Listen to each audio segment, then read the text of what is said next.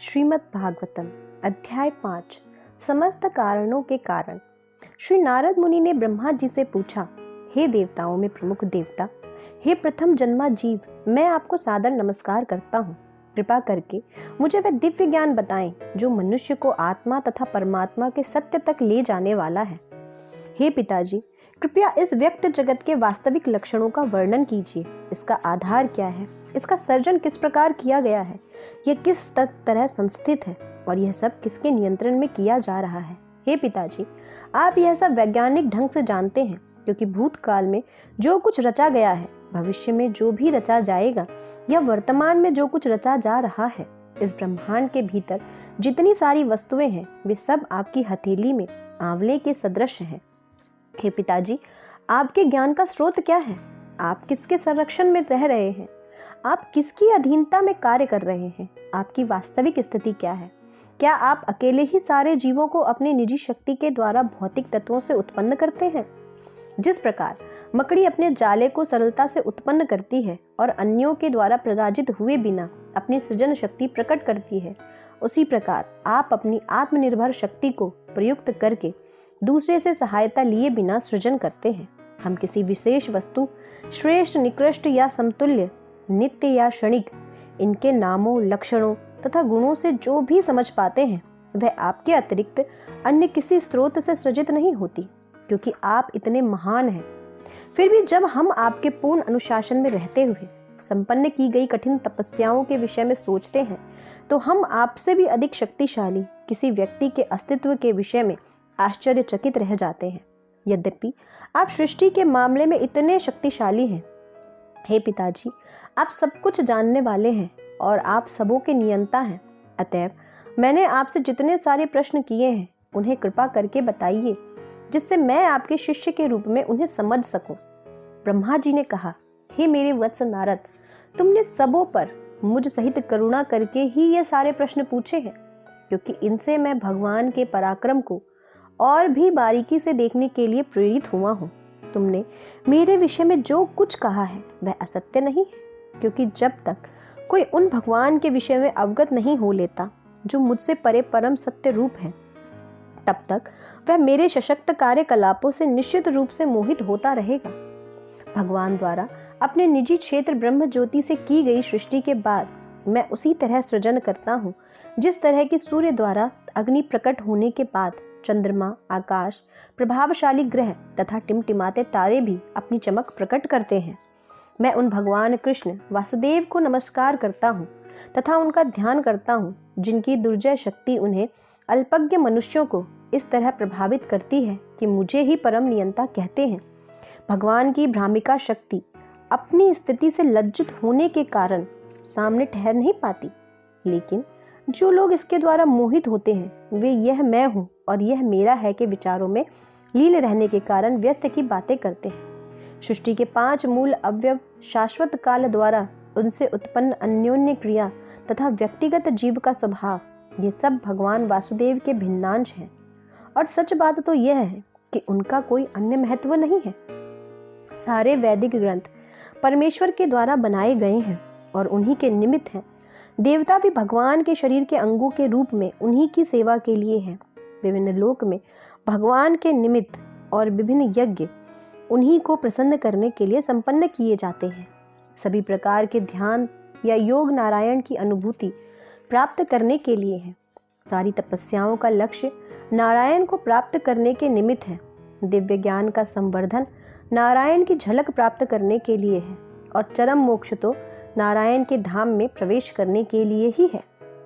उनके ही द्वारा प्रेरित होकर मैं भगवान नारायण द्वारा सर्वव्यापी परमात्मा के रूप में उनकी ही दृष्टि के सामने पहले जो सृजित हो चुका है उसी की फिर खोज करता हूँ, और मैं भी केवल उन्हीं के द्वारा सृजित हूँ।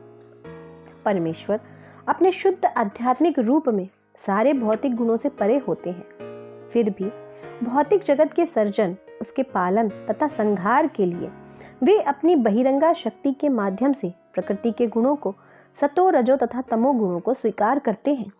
भौतिक प्रकृति के ये तीनों गुण आगे चलकर पदार्थ, ज्ञान तथा क्रियाओं के रूप में प्रकट होकर सनातन रूप से दिव्य जीव को कार्य कारण के प्रतिबंधों के अंतर्गत डाल देते हैं। और ऐसे कार्यों के लिए उसे उत्तरदायी बना देते हैं।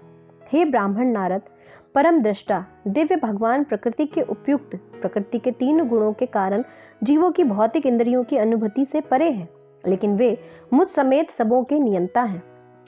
समस्त शक्तियों के नियंता भगवान अपनी ही शक्ति से सनातन काल समस्त जीवों के भाग्य तथा उनके विशिष्ट स्वभाव का सृजन करते हैं और फिर स्वतंत्र रूप से उन्हें विलीन कर लेते हैं। प्रथम पुरुष अवतार कारणार्णवशायी विष्णु के बाद महत्व तत्व भौतिक सृष्टि के तत्व अर्थात भौतिक सृष्टि के सिद्धांत घटित होते हैं। तब काल प्रकट होता है और कालक्रम से तीनों गुण प्रकट होते हैं। प्रकृति का अर्थ है 3 गुणात्मक अभिव्यक्तियां जो कार्यों में रूपांतरित होती हैं। महत्व तत्व के विशुद्ध होने पर भौतिक क्रियाएं उत्पन्न होती हैं। सर्वप्रथम सतो तथा रजोगुणों का रूपांतरण होता है और बाद में तमोगुण के कारण पदार्थ, उसका ज्ञान तथा भौतिक ज्ञान के विभिन्न कार्यकलाप प्रकट होते हैं। इस प्रकार आत्म केंद्रित भौतिकवादी अहंकार तीनों स्वरूपों में रूपांतरित होकर सतोगुण, रजोगुण और तमोगुण बन जाता है। ये 3 स्वरूप हैं पदार्थ को विकसित करने वाली शक्तियां, भौतिक सृष्टियों का ज्ञान तथा ऐसी भौतिकवादी क्रियाओं का मार्गदर्शन करने वाली बुद्धि। हे नारद, तुम इसे समझने के लिए पूर्ण सक्षम हो। मिथ्या अहंकार के अंधकार से 5 तत्वों में से पहला तत्व आकाश उत्पन्न होता है। इसका सूक्ष्म रूप शब्द का गुण है। ठीक उसी प्रकार जिस तरह दृष्टा का दृश्य से संबंध होता है। चूंकि आकाश रूपांतरित होता है, अतएव स्पर्श गुण से युक्त वायु उत्पन्न होती है और पूर्व परंपरा के अनुसार वायु शब्द तथा आयु के मूलभूत तत्वों अर्थात इंद्रिय अनुभूति, मानसिक शक्ति और शारीरिक बल से भी परिपूर्ण होती है। काल तथा प्रकृति के साथ ही जब वायु रूपांतरित होती है तो अग्नि उत्पन्न होती है और यह स्पर्श तथा ध्वनि का रूप धारण करती है। चूंकि अग्नि भी रूपांतरित होती है, अतएव जल प्रकट होता है जो रस तथा स्वाद से परिपूर्ण होता है। परंपरा अनुसार यह भी रूप, स्पर्श और शब्द से परिपूर्ण होता है और जब यही जल अपनी नाना रूपता समेत पृथ्वी में रूपांतरित होता है तब वह सुगंधि में प्रतीत होता है और परंपरा अनुसार यह रस, स्पर्श, शब्द तथा रूप के गुणों से पूरित हो उठता है। सतोगुण से मन उत्पन्न होकर व्यक्त होता है। साथ ही शारीरिक गतियों के नियंत्रक 10 देवता भी प्रकट होते हैं। ऐसे देवता दिशाओं के नियंत्रक होते हैं। वायु के नियंत्रक सूर्यदेव, दक्ष प्रजापति के पिता, अश्विनी कुमार, अग्निदेव, स्वर्ग के राजा इंद्र, स्वर्ग के पूजनीय अर्चा विग्रह, आदित्यों के प्रमुख तथा प्रजापति ब्रह्मा जी कहलाते हैं। सभी इस तरह अस्तित्व में आते हैं। रजोगुण में और अधिक विकार आने से बुद्धि तथा प्राण के साथ ही कान, त्वचा, नाक, जीभ, मुख, हाथ, जनेंद्रिय, पांव तथा मल विसर्जन की इंद्रियां सभी उत्पन्न होती हैं। हे आध्यात्मवादियों में श्रेष्ठ नारद, जब तक ये सृजित अंग यथा तत्व इंद्रियां, मन, प्रकृति के गुण जुड़ नहीं जाते तब तक शरीर रूप धारण नहीं कर सकता। इस प्रकार जब पूर्ण पुरुषोत्तम भगवान की शक्ति के बल से ये सब एकत्र हो गए तो सृष्टि से मूल तथा गौण कारणों को स्वीकार करते हुए यह ब्रह्मांड अस्तित्व में आया। इस प्रकार सारे ब्रह्मांड हजारों युगों तक जल के भीतर पड़े रहे। समस्त जीवों के स्वामी ने उनमें से प्रत्येक में प्रवेश करके उन्हें पूरी तरह सजीव किया। यद्यपि भगवान महाविष्णु के कारण सागर में शयन करते हैं, किंतु वे उससे बाहर निकलकर और अपने को हिरण्यगर्भ के रूप में विभाजित करके प्रत्येक ब्रह्मांड में प्रविष्ट हो गए और उन्होंने हजारों हजारों पांव, भुजा, मुंह और सिर वाला विराट रूप धारण कर लिया। बड़े बड़े दार्शनिक कल्पना करते हैं कि ब्रह्मांड में सारे लोग भगवान के विराट शरीर के ऊपरी तथा निचले अंगों के प्रदर्शन है। ब्राह्मण वर्ग भगवान के मुख का, क्षत्रिय उनकी भुजाओं का और वैश्य उनकी जांघों का प्रतिनिधित्व करते हैं, जबकि शूद्र वर्ग उनके पांवों से उत्पन्न हुआ है। पृथ्वी तल तक सारे अधोलोक उनके पांवों में स्थित हैं। भूवर लोक इत्यादि मध्य लोक उनकी नाभि में स्थित हैं और इनसे भी उच्चतर लोक जो देवताओं तथा सुसंस्कृत ऋषि मुनियों द्वारा निवासित हैं, वे भगवान के वक्षस्थल में स्थित हैं। भगवान के विराट रूप के वक्षस्थल से गर्दन तक के प्रदेश में जनलोक तथा तपोलोक स्थित हैं। जबकि सर्वोच्च लोक सत्य लोक इस विराट रूप के सर पर स्थित है, किंतु आध्यात्मिक लोक शाश्वत है। हे पुत्र नारद, तुम मुझसे जान लो कि कुल 14 लोकों में से 7 निम्न ग्रह मंडल अधोलोक है। इनमें से पहला लोक अतल है जो कटी में स्थित है, दूसरा लोक वितल है जो जांघों में स्थित है, तीसरा लोक सुतल जो घुटनों में है, चौथा लोक तलातल पिंडलियों में है, पांचवा लोक महातल टखनों में, छठा लोक रसातल है जो पांवों के ऊपरी भाग में स्थित है, और सातवां लोक पाताल लोक है जो तलवों में स्थित है। इस प्रकार भगवान का विराट रूप समस्त लोकों से पूर्ण है। अन्य लोग संपूर्ण लोगों को 3 भागों में विभाजित कर सकते हैं। इनके नाम है परम पुरुष के पांवों पर अधोलोक पृथ्वी तक, नाभि पर मध्य लोक और वक्ष स्थल से सिर तक ऊर्ध्वलोक यानी कि स्वर्ग लोक। इस प्रकार श्रीमद् भागवत के द्वितीय स्कंद के अंतर्गत समस्त कारणों के कारण नामक 5वें अध्याय के अनुवाद पूर्ण हुए। श्रीमद् भागवतम अध्याय 6 पुरुष सूक्त की पुष्टि। ब्रह्मा जी ने कहा, विराट पुरुष का मुखवाणी का उद्गम केंद्र है और उसका नियामक देव अग्नि है।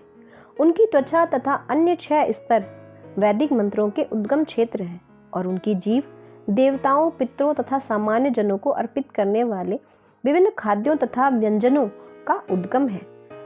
उनके दोनों नथुने हमारे श्वास के तथा अन्य सभी प्रकार की वायु के जनन केंद्र हैं। उनकी घ्राण शक्ति से अश्विनी कुमार तथा समस्त प्रकार की जड़ी बूटियां उत्पन्न होती हैं और उनकी श्वास शक्ति से विभिन्न प्रकार की सुगंधियां उत्पन्न होती हैं। उनके नेत्र सभी प्रकार के रूपों के उत्पत्ति केंद्र हैं। वे चमकते हैं तथा प्रकाशित करते हैं। उनकी पुतलियां सूर्य तथा दैवी नक्षत्रों की भांति हैं। उनके कान सभी दिशाओं में सुनते हैं और समस्त वेदों को ग्रहण करने वाले हैं। उनकी श्रवेंद्रिय आकाश तथा समस्त प्रकार की ध्वनियों की उद्गम है। उनके शरीर की ऊपरी सतह सभी वस्तुओं के साथ तथा समस्त शुभ अवसरों की जन्म स्थली है। उनकी त्वचा गतिशील वायु की भांति सभी प्रकार के स्पर्श का उद्गम तथा समस्त प्रकार के यज्ञों को संपन्न करने का स्थान है। उनके शरीर के रोम समस्त प्रकार की वनस्पति के कारण है, विशेष रूप से उन वृक्षों के जो यज्ञ की सामग्री के रूप में काम आते हैं। उनके सिर तथा मुख के बाल बादलों के आकार हैं और उनके नाखून बिजली, पत्थरों तथा लौह अयस्कों के उद्गम स्थल हैं। भगवान की भुजाएं बड़े बड़े देवताओं तथा जन सामान्य की रक्षा करने वाले अन्य नायकों के उद्गम स्थल हैं। भगवान के अगले डग ऊर्ध्व, अधो तथा स्वर्ग लोकों के हम जो भी चाहिए उसके आश्रय हैं। उनके चरण कमल सभी प्रकार के भय के लिए सुरक्षा का काम करते हैं। भगवान के जननांगों से जल, वीर, सृजनकर्ता, अव्यय, वर्षा तथा प्रजापतियों का जन्म होता है। उनके जननांग उस आनंद के कारण स्वरूप हैं जिससे जनन के कष्ट का प्रतिकार किया जा सकता है। हे नारद, भगवान के विराट रूप का गुदा द्वार मृत्यु के नियामक देव मित्र का लोक है और भगवान की बड़ी आंत का छोर ईर्ष्या, दुर्भाग्य, मृत्यु, नरक आदि का स्थान माना जाता है। भगवान की पीठ समस्त प्रकार की उद्विग्नता तथा अज्ञान एवं अनैतिकता का स्थान है। उनकी नसों से नदियां और तथा नाले प्रभावित होते हैं और उनकी हड्डियों पर बड़े बड़े पहाड़ बने हैं। भगवान का निराकार पहलू महासागरों का आश्रय स्थान है और उनका उदर भौतिक दृष्टि से विनष्ट जीवों का आश्रय है। उनका हृदय जीवों के सूक्ष्म भौतिक शरीरों का आश्रय स्थान है। बुद्धिमान लोग इसे सब इस प्रकार से जानते हैं। तथापि उन महापुरुष की चेतना धार्मिक सिद्धांतों का मेरा, तुम्हारा तथा 4 कुमारों सनक, सनातन, सनत कुमार और सनंदन का निवास स्थान है। यही चेतना सत्य तथा दिव्य ज्ञान का निवास स्थान है। मुझसे लेकर तुम तथा भव तक जितने भी बड़े बड़े ऋषि मुनि तुमसे पूर्व हुए हैं, वे देवतागण, असुरगण, नाग, मनुष्य, पक्षी, पशु, सरीसृप इत्यादि तथा समस्त ब्रह्मांडों की सारी दृश्य अभिव्यक्तियां यथा ग्रह, नक्षत्र, पुच्छल तारे, सितारे, विद्युत, गर्जन तथा विभिन्न लोकों के निवासी यथा गंधर्व, अप्सरा, यक्ष, राक्षस, भूतगण, उरग, पशु, पितर, सिद्ध, विद्याधर, चारण एवं अन्य विविध प्रकार के जीव जिनमें पक्षी, पशु तथा वृक्ष एवं अन्य जो कुछ हो सकता है सभी सम्मिलित हैं। वे सभी भूत, वर्तमान तथा भविष्य सभी कालों में भगवान के विराट रूप द्वारा आच्छादित हैं। यद्यपि वे इन सबों से परे रहते हैं और सदैव एक बालिष्ट आकार के रूप में रहते हैं। सूर्य अपने विकिरणों का विस्तार करके भीतर तथा बाहर प्रकाश वितरित करता है। किसी प्रकार से भगवान अपने विराट रूप का विस्तार करके इस सृष्टि में प्रत्येक वस्तु का आंतरिक तथा बाह्य रूप से पालन करते हैं। पूर्ण पुरुषोत्तम भगवान अमरता तथा निर्भयता के नियंत्रक हैं और वे भौतिक जगत के मृत्यु तथा सकाम कर्मों से परे हैं। हे नारद, हे ब्राह्मण, इसलिए परम पुरुष के यश का अनुमान लगा पाना कठिन है। पूर्ण पुरुषोत्तम भगवान अपनी 1/4 शक्ति के द्वारा समस्त भौतिक ऐश्वर्य के परम आगार के रूप में जाने जाते हैं, जिसमें सारे जीव रह रहे हैं। भगवान का धाम जो 3 उच्चतर लोकों से तथा भौतिक आवरणों से परे स्थित है, उसमें अमरता, निर्भयता तथा जरा और व्याधि से चिंता मुक्ति का अस्तित्व रहता है। आध्यात्मिक जगत जो भगवान की 3/4 शक्ति से बना है, इस भौतिक जगत से परे स्थित है और यह उन लोगों के निमित्त है जिनका पुनर्जन्म नहीं होता। अन्य लोग जो गृहस्थ जीवन के प्रति आसक्त हैं और यह उन लोगों के निमित्त है जिनका पुनर्जन्म नहीं होता। अन्य लोग जो गृहस्थ जीवन के प्रति आसक्त हैं और ब्रह्मचर्य व्रत का कठोरता से पालन नहीं करते, उन्हें 3 लोकों के अंतर्गत ही रहना होता है। सर्वव्यापी भगवान अपनी शक्तियों के कारण व्यापक अर्थों में नियंत्रण कार्यों के तथा भक्ति सेवा के स्वामी हैं। वे समस्त परिस्थितियों की वास्तविक विद्या तथा अविद्या दोनों के परम स्वामी हैं। भगवान ने सारे ब्रह्मांड और समस्त भौतिक तत्वों, गुणों एवं इंद्रियों से युक्त विराट रूप उत्पन्न होते हैं। फिर भी वे ऐसे भौतिक प्राकट्यों से उसी तरह पृथक रहते हैं जिस तरह सूर्य अपनी किरणों से तथा ताप से पृथक रहता है। जब मैं महापुरुष भगवान महाविष्णु के नाभि कमल पुष्प से उत्पन्न हुआ था, तो मेरे पास यज्ञ अनुष्ठानों के लिए उन महापुरुष के शारीरिक अंगों के अतिरिक्त अन्य कोई सामग्री न थी। यज्ञोत्सवों को संपन्न करने के लिए फूल, पत्ती, कुश जैसी यज्ञ सामग्रियों के साथ साथ यज्ञ वेदी तथा उपयुक्त समय अर्थात वसंत की भी आवश्यकता होती है। यज्ञ की अन्य आवश्यकताएं पात्र, अन्न, घी, शहद, सोना, मिट्टी, जल, ऋग्वेद, यजुर्वेद, सामवेद तथा यज्ञ संपन्न कराने वाले 4 पुरोहित।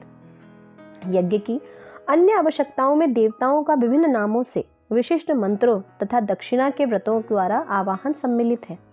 ये आवाहन विशिष्ट प्रयोजनों से तथा विशिष्ट विधियों द्वारा विशेष पात्र के अनुसार होना चाहिए। इस प्रकार मुझे भगवान के शारीरिक अंगों से ही यज्ञ के लिए इन आवश्यक सामग्रियों की तथा सारे सामान की व्यवस्था करनी पड़ी। देवताओं के नामों के आवाहन से चरम लक्ष्य विष्णु की क्रमशः प्राप्ति हुई और इस प्रकार प्रायश्चित तथा पूर्णाहुति पूरी हुई। इस प्रकार मैंने यज्ञ के भोक्ता परमेश्वर के शरीर के अंगों से यज्ञ के लिए सारी सामग्री तथा साज सामान उत्पन्न किए और भगवान को प्रसन्न करने के लिए मैंने यज्ञ संपन्न किया। हे पुत्र, तत्पश्चात तुम्हारे 9 भाइयों ने, जो प्रजापति हैं, व्यक्त तथा अव्यक्त दोनों प्रकार के पुरुषों को प्रसन्न करने के लिए समुचित अनुष्ठानों सहित यज्ञ संपन्न किया। तत्पश्चात मनुष्य के पिताओं अर्थात मनुओं, महर्षियों, पितरों, विद्वान पंडितों, दैत्यों तथा मनुष्यों ने परमेश्वर को प्रसन्न करने के निमित्त यज्ञ संपन्न किए।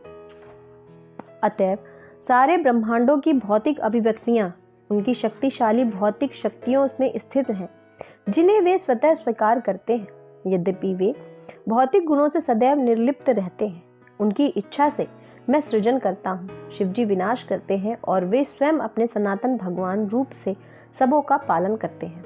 वे इन तीनों शक्तियों के शक्तिमान नियामक हैं। प्रिय पुत्र, तुमने मुझसे जो कुछ पूछा था उसको मैंने इस तरह तुम्हें बतला दिया। तुम यह निश्चय जानो कि जो कुछ भी यहाँ है, चाहे वह कारण हो या कार्य, दोनों ही आध्यात्मिक तथा भौतिक जगतों में वह पूर्ण पुरुषोत्तम भगवान पर आश्रित हैं। हे नारद, चूंकि मैंने पूर्ण पुरुषोत्तम भगवान हरि के चरण कमलों को अत्यंत उत्कंठा के साथ पकड़ रखा है, अतएव मैं जो कुछ कहता हूँ वह कभी सत्य नहीं होता। ना तो मेरे मन की प्रगति कभी अवरुद्ध होती है, ना ही मेरी इंद्रियां कभी पदार्थ की क्षणिक आसक्ति से पतित होती हैं। यद्यपि मैं वैदिक ज्ञान की शिष्य परंपरा में दक्ष महान ब्रह्मा के रूप में विख्यात हूँ, और यद्यपि मैंने सारी तपस्याएं की हैं, तथा यद्यपि मैं योग शक्ति एवं आत्म साक्षात्कार में पटु हूँ और मुझे सादर प्रणाम करने वाले जीवों के महान प्रजापति मुझे इसी रूप में मानते हैं, तो भी मैं उन भगवान को नहीं समझ सकता जो मेरे जन्म के मूल उद्गम है। अतएव मेरे लिए श्रेष्ठकर ये होगा कि मैं चरणों में आत्मसमर्पण कर दूं भगवान के, क्योंकि केवल वे ही मनुष्य को जन्म मृत्यु के चक्र से उबार सकते हैं। ऐसा आत्मसमर्पण सर्वदा कल्याणप्रद है और इससे समस्त सुख की अनुभूति होती है। आकाश भी अपने विस्तार की सीमाओं का अनुमान नहीं लगा सकता। अतएव जब भगवान ही अपनी सीमाओं का अनुमान लगाने में अक्षम रहते हैं, तो भला दूसरे क्या कर सकते हैं। जब न शिवजी, न तुम और न ही मैं आध्यात्मिक आनंद की सीमाएं तय कर सके, तो अन्य देवता इसे कैसे जान सकते हैं। क्योंकि हम सभी परमेश्वर की माया से मोहित हैं, अतएव हम अपने अपने सामर्थ्य के अनुसार ही इस व्यक्त विश्व को देख सकते हैं। हम उन पूर्ण पुरुषोत्तम भगवान को सादर प्रणाम करते हैं, जिनके अवतारों तथा कार्यकलापों का गायन हमारे द्वारा उनके महिमा मंडन के लिए किया जाता है। यद्यपि वे अपने यथार्थ रूप में बड़ी कठिनाई से ही जाने जा सकते हैं। वे परम आदि भगवान श्री कृष्ण प्रथम अवतार महाविष्णु के रूप में अपना जन्म, अपना विस्तार करके इस व्यक्त जगत की सृष्टि करते हैं, किंतु वे अजन्मा रहते हैं। फिर भी सृजन उन्हीं में होता है और भौतिक पदार्थ की अभिव्यक्ति भी वे ही हैं। वे कुछ काल तक उनका पालन करते हैं और फिर उन्हें अपने में समाहित कर लेते हैं। भगवान पवित्र हैं और भौतिक प्रभाव के समस्त कल्मश से रहित हैं। वे परम सत्य हैं और पूर्ण ज्ञान के मूर्तिमंत रूप हैं। वे सर्वव्यापी, अनादि, अनंत तथा अद्वय हैं। हे नारद, हे महर्षि, बड़े बड़े मुनि उन्हें तभी जान सकते हैं जब वे समस्त भौतिक लालसाओं से मुक्त हो जाते हैं और अविचलित इंद्रियों की शरण ग्रहण कर लेते हैं। अन्यथा व्यर्थ के तर्कों से सब कुछ विकृत हो जाता है और भगवान हमारी दृष्टि से ओझल हो जाते हैं। कारणार्ण वंशाई विष्णु ही परमेश्वर के प्रथम अवतार हैं। वे सनातन आकाश, काल, कार्यकारण, मन, तत्वों, भौतिक अहंकार, प्रकृति के गुणों, इंद्रियों, भगवान के विराट रूप, गर्भोदक्षाई विष्णु तथा समस्त चर एवं अचरों के स्वामी हैं। मैं स्वयं शिव जी, भगवान विष्णु, दक्ष आदि प्रजापति, तुम, कुमारगण, इंद्र तथा चंद्र जैसे देवता, भूलोक के नायक, भूलोक के नायक, अधोलोक के नायक, गंधर्व लोक के नायक, विद्याधर के लोक के नायक, चारण लोक के नायकों, यक्षों, राक्षसों तथा उर्गों के नेता, महर्षि, बड़े बड़े दैत्य, बड़े बड़े नास्तिक तथा अंतरिक्ष, पुरुष तथा भूत प्रेत, शैतान, जिन्न, कूष्मांड, बड़े बड़े जलचर, बड़े बड़े पशु तथा पक्षी इत्यादि, या दूसरे शब्द में ऐसी कोई भी वस्तु जो बल, ऐश्वर्य, मानसिक एवं ऐन्द्रिक कौशल, शक्ति, क्षमा, सौंदर्य, विनम्रता, ऐश्वर्य तथा प्रजनन से युक्त हो, चाहे रूपवान या रूपविहीन, वे सब भले ही विशिष्ट सत्य अथवा भगवान के रूप प्रतीत हों, लेकिन वास्तव में वे वैसे हैं नहीं। वे सभी भगवान की दिव्य शक्ति के अंश मात्र हैं। हे नारद, अब मैं एक एक करके भगवान के दिव्य अवतारों का वर्णन करूंगा, जो लीला अवतार कहलाते हैं। उनके कार्यकलापों के सुनने से कान में संचित सारा मैल हट जाता है। ये लीलाएं सुनने में मधुर और आस्वाद्य होती हैं, अतएव ये मेरे हृदय में सदैव बनी रहती हैं। इस प्रकार श्रीमद् भागवत के द्वितीय स्कंद के अंतर्गत पुरुष सूक्त की पुष्टि नामक छठे अध्याय के अनुवाद पूर्ण हुए।